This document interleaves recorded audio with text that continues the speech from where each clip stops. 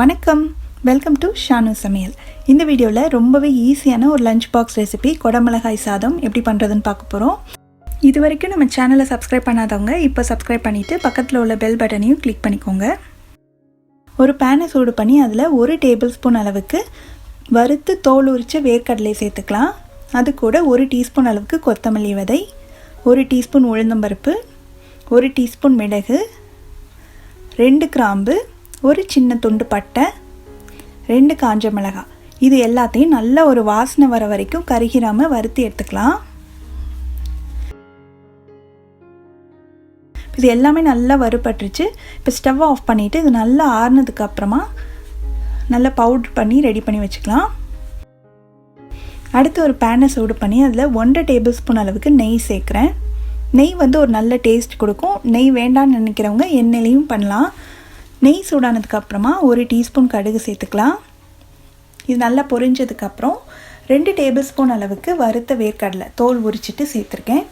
இதுக்கு பதிலாக நீங்கள் முந்திரி பருப்பு வேணுனாலும் சேர்த்துக்கோங்க. அதுக்கப்புறமா ஒரு வெங்காயத்தை நல்லா ஸ்லைஸ் பண்ணி சேர்த்துக்கிறேன். இதை கொஞ்சம் நேரம் மட்டும் வதக்கிடலாம். 1 நிமிஷம் வதக்கினா போதும்.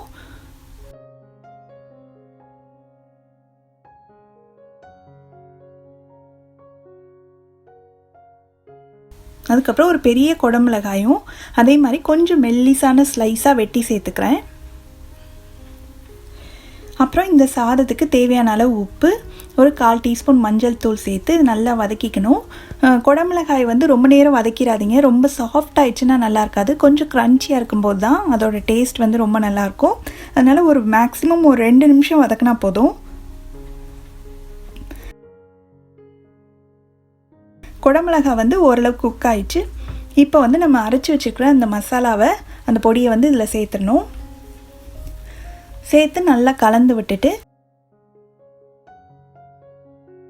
நான் ஒரு 2 கப் அளவு சாதத்தை வடித்து வச்சுருக்கேன். அதை சேர்த்துடலாம்.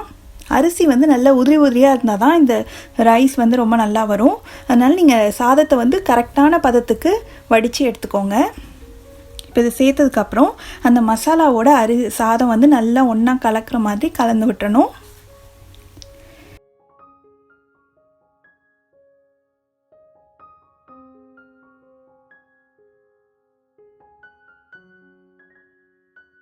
இப்போ எல்லாமே நல்லா கலந்தாச்சு. இப்போ ஸ்டவ் ஆஃப் பண்ணிடலாம்.